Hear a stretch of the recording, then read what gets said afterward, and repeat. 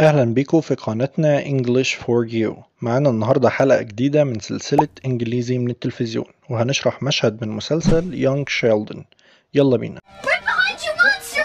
Sam! Behind you يعني وراك أو خلفك، وكلمة right هنا مش معناها صح ولا معناها يمين، لا، في السياق ده بيكون معناها تماما أو بالظبط. ف right behind you يعني وراك بالظبط أو خلفك تماما. monster كلمة monster يعني وحش، فشيلدن بينبه جدته إن في وحش وراها في اللعبة. I see him أنا شايفاه. You're losing life points! Do something! You're losing life points. كلمة points معناها نقاط، بس مش اللي على الشاشة دول، اللي على الشاشة دول اسمهم dots، لكن point بيكون مقصود بيها النقاط اللي في لعبة معينة أو مسابقة أو منافسة معينة وبنكسبهم ونخسرهم. فهو بيقول لها انت بتخسري you're losing life points، نقاط الحياة بتاعتك جوه اللعبة. do something اعملي حاجة، وطبعا مش المقصود اعملي اي حاجة وخلاص، لا، المقصود ب do something اعملي حاجة تنقذي بيها الموقف ده. Calm down! I've got this! No! You're going to die! We're going to have to restart this level! calm down يعني اهدى ما تقلقش. I've got this لما تقول I've got this يعني الموضوع تحت سيطرتي. You're going to die بيقول لها هتموتي جوه اللعبة. We're gonna have to restart this level. هنضطر we're gonna have to restart إننا نعيد this level المستوى ده جوه اللعبة. طبعا هي وقفت اللعبة وظهر على الشاشة كلمة pause، واللي معناها إيقاف مؤقت أو يعمل إيقاف مؤقت لشيء معين. Okay, we need to set a few ground rules. Rules, love them. Okay تمام. We need to يعني إحنا محتاجين to set a few ground rules. set هنا معناها يؤسس أو يضع. a few يعني شوية. ground rules كلمة ground أصلا معناها أرضية أو أرض، والrules يعني القواعد، فهي بتقول له محتاجين نضع أو نؤسس بعض القواعد الأساسية اللي ما ينفعش حد يتخطاها، فهو بيقول لها قواعد بحبهم. طيب هو ليه ما قالش I love them؟ مش ده المفروض الصح ان يكون في فاعل في الجملة؟ لكن في الكلام بسرعة بنقول love them، حتى هو ما قالش love them، هو شال ال TH خالص وقال love them. love them. Mazes, puzzles, panic attacks, you're in charge. أول قاعدة mazes يعني متاهات، puzzles ألغاز، panic attacks يعني نوبات هلع، you're in charge. you're in charge يعني أنت المسؤول. فكده أول قاعدة إن شيلدن مسؤول عن المتاهات والألغاز وإن هو يجيله نوبات هلع. Whooping monster butt? That's my purview. Understood. However... Excuse me. تاني قاعدة whooping يعني ضرب جامد، ضرب مبرح يعني. monster اتفقنا معناها وحش. كلمة butt حرفين T معناها مؤخرة، فهي بتقول له ضرب مؤخرة الوحوش يعني هزيمتهم. That's my purview. purview يعني ده اختصاصي أو ده مجالي. فشيلدن بيقول لها understood يعني مفهوم. however مع ذلك هي طبعا وقفته هنا وقالت له معذرة يا شيلدن. Is there a monster on that screen? Yes, ma'am. And can two players swing the magic sword? No.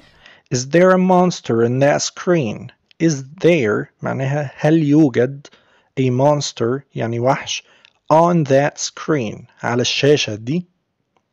Yes ma'am فبيقول لها نعم يا سيدتي، وكلمة ma'am هي اختصار ل madam. And can two players وهل يقدر اتنين لاعبين swing لها معاني كتير، ممكن يبقى معناها مثلا أرجوحة أو يتأرجح، لكن معناها هنا في السياق ده يحرك حاجة من جهة لجهة زي البنادول كده. The magic sword يعني السيف السحري، كلمة sword يعني سيف. So, what does that mean as we go forward? I have to shut my yap. Attaboy. So what does that mean as we go forward؟ بتقول له حلو تمام بقى.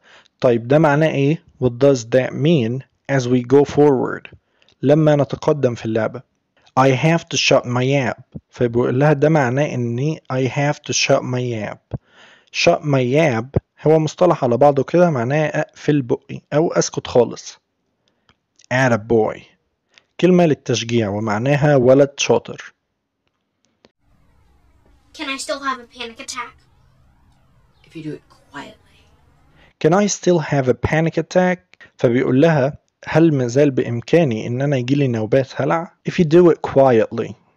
فهي بتقول له بس لو تعمل الموضوع ده بهدوء، يعني المهم إنك ما تزعجنيش. عاوزين نوضح الفرق في النطق والمعنى ما بين الثلاث كلمات دول.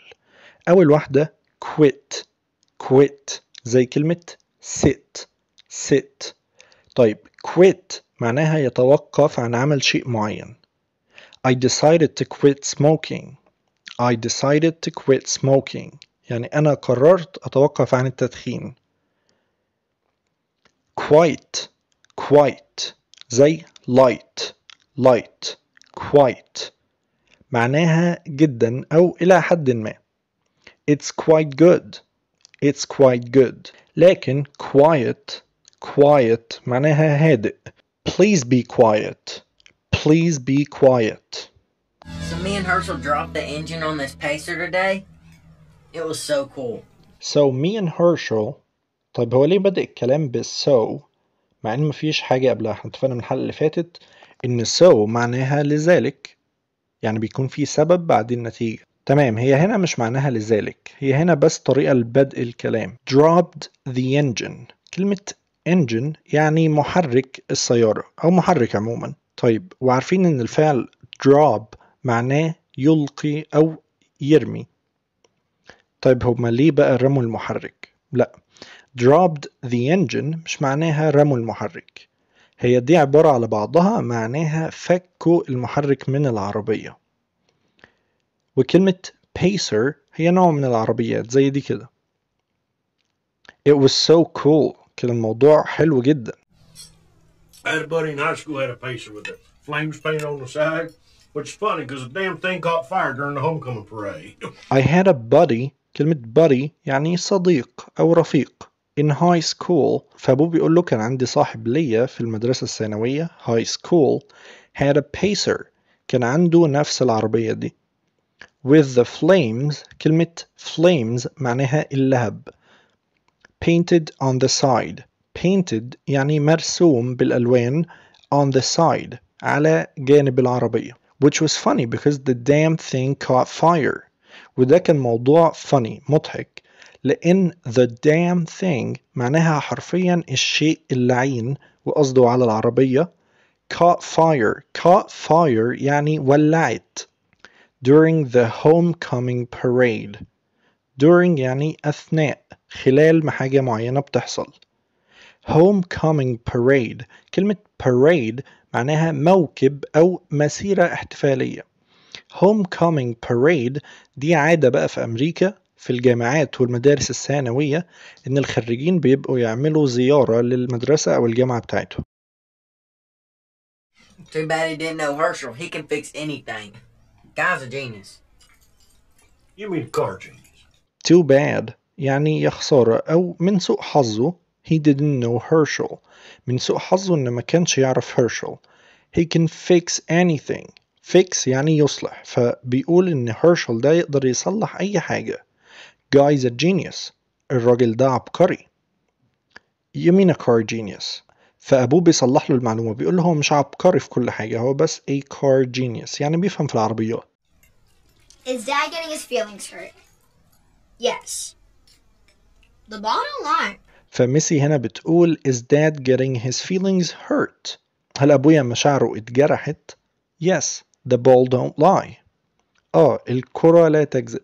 طبعا هي ماسكة كرة سحرية في ايديها ومتخيلة انها بتجاوب عليها، ولكن برضو the ball don't lie ده مصطلح جاي من كرة السلة ومعناه الحقيقة واضحة، وعشان كده ما قلناش the ball doesn't lie مع ان ده الأسلم من ناحية القواعد، بس دي عبارة مركبة على بعضها كده the ball don't lie. وطبعا يعني مشاعره اتجرحت لأن جورجي عمال يشكر في هيرشل.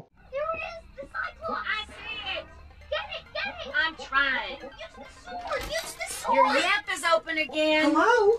There it is.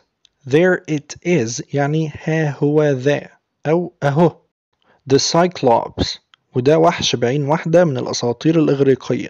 I see it، شايفاه. Get it، get it.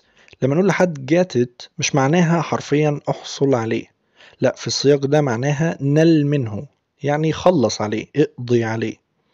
I'm trying يعني أنا بحاول. Use the sword، use the sword. اتفقنا إن كلمة sword معناها سيف، فبيقول لها استخدمي السيف. Your yab يعني فمك، ودي كلمة عامية معناها الفم. Your yab is open again يعني بدأت ترغي تاني، ها؟ كسرت القاعدة اللي اتفقنا عليها. What? It's past his bedtime. Let's go. Oh, come on. 5 more minutes? No. Now say goodnight to your grandson. You'll play with him again tomorrow. It's past يعني عدى، الوقت عدى. It's past his bedtime يعني عدى وقت نومه. bedtime يعني الميعاد اللي بينام فيه. Let's go، يلا نمشي. Oh come on، بتحاول بقى تفاوض معاها. 5 more minutes يعني 5 دقايق بس زيادة. كلمة more يعني زيادة. يعني مثلا I gave my son $2 and he asked for 3 more. لا، ودلوقتي قولي good night يعني ليلة سعيدة، أو يعني تصبح على خير to your grandson يعني لحفيدك، والحفيدة اسمها granddaughter. You'll play with them again tomorrow. هتلعبي معاه تاني بكرة. Don't play without me. Of course not. Don't play without me، فبيقول لها ما تلعبيش من غيري. Of course not يعني بالطبع لا، يعني أكيد مش هلعب من غيرك. Hey, neighbor, what's up? Sorry to bother you so late, but one of my guys called in sick tomorrow. Hey neighbor يعني أهلا يا جارنا. كلمة neighbor يعني جار. What's up دي عامية ومعناها إيه الأخبار أو في إيه، جاي لنا دلوقتي ليه. Sorry to bother you so late. كلمة bother يعني يزعج حد، فهو بيعتذر إن هو بيزعجهم so late في وقت متأخر زي ده. But one of my guys، وبيقول له بقى السبب إن هو جاي لهم. One of my guys يعني واحد من رجالتي العمال بتوعي called in sick tomorrow. To call in sick ده مصطلح معناه يبلغ مديره إنه مش جاي الشغل لأنه تعبان، فبيقول له حد من عمالي called in sick tomorrow يعني مش جاي بكرة لأنه عيان. So we couldn't find the key to the palace, but then I figured out it was in the hay behind the stables. Great. So we couldn't find the key to the palace. وما قدرناش نلاقي find the key المفتاح to the palace للقصر. كلمة palace يعني قصر، وخد بالك ما ينفعش نقول the key of the palace، لا بنقول the key to the palace. But then I figured out بس بعدين اكتشفت it was in the hay. كلمة hay معناها قش أو تبن. behind the stables خلف الستيبلز اللي هي الاسطبلات، وده مكان لتربية الخيول. Hey, Herschel. Mary? I also found us extra life points inside a demon. There are demons in this game? Don't worry, Mimo cut his head off. Hey Herschel. مرحبا يا هيرشل. ماري. طب هو ليه بيقول اسمها؟ دي طريقة للتحية، زي مثلا لما تشوف واحد صاحبك فتقول له أحمد. I also found extra life points. I also يعني أنا أيضا found extra life points. كلمة extra يعني زيادة أو إضافية على الشيء اللي معانا أصلا، واتفقنا إن life points يعني نقاط الحياة جوه اللعبة. Inside بداخل a demon شيطان. There are demons in this game. في شياطين في اللعبة دي. Don't worry, Mima cut his head off. ما تقلقيش، ميما اللي هي جدته cut his head off يعني فصلت راسه عن جسمه، موتته. Anywho, I was wondering if Georgie could come by after school tomorrow and help me out. Well, I don't know, Herschel. He's got football practice. Anywho دي كلمة عامية معناها المهم. I was wondering كنت بتساءل if Georgie لو ينفع Georgie could come by يعني يعدي عليا after school tomorrow and help me out. يعدي عليا بكرة بعد المدرسة ويساعدني بدل الراجل اللي عيان ومش هيجي ده. I don't know Herschel يعني أنا ما أعرفش، مش متأكد يا هيرشل. He's got football practice. هو عنده تمرين كرة أمريكية بعد المدرسة. What's going on? Herschel's asking if you want to work after school. Great, I'll be there. What about football? What about it? I mostly sit on the bench all day. What's going on؟ يعني في إيه اللي بيحصل؟ إيه الموضوع؟ إيه الدنيا؟ Herschel is asking. Herschel بيسأل if you wanna work after school. لو كنت عاوز تشتغل بعد المدرسة. Great, I'll be there. ممتاز. I'll be there. يعني هكون هناك. هكون موجود يعني. What about football? طب ووضع الكورة إيه؟ وضع تمرين الكورة إيه بالنسبة للكورة يعني؟ What about it? فبيقول له وإيه يعني مالها؟ I mostly يعني أنا معظم الوقت sit on the bench. sit on the bench معناها بيكون قاعد على الدكة احتياطي يعني ما بيلعبش مع الفريق الأساسي all day طول اليوم. That's because you got to earn your way on the first string. Or I can earn some money working for Herschel. Why don't you and I talk a bit before you make a decision? That's because you got to earn your way. فأبوه بيقول له السبب إنك قاعد على الدكة إنك محتاج to earn your way يعني تثبت نفسك. to first string. first string يعني الفريق الأساسي اللي بيبدأ المباراة. or أو I can earn some money. ممكن أكسب فلوس working for Herschel.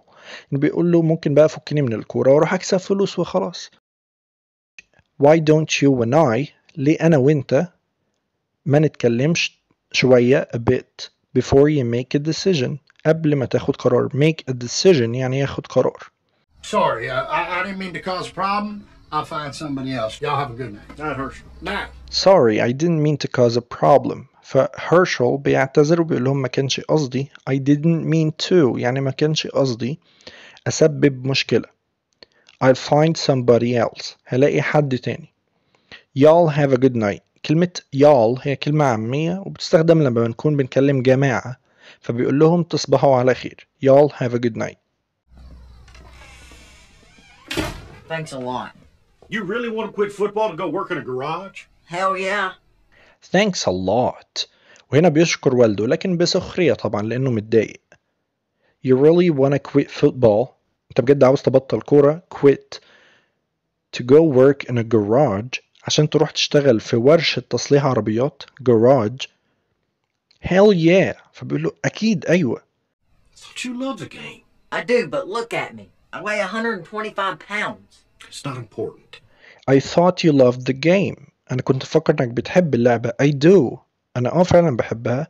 But look at me. بس بصلي. I weigh يعني أنا أزن يعني وزني 125 pounds 125 رطل. والرطل هو وحدة لقياس الوزن. فبيقول له أنا 125 رطل يعني 57 كيلو. طبعا الفوتبول اللي هي كرة القدم الأمريكية بتحتاج أوزان أعلى من كده يعني.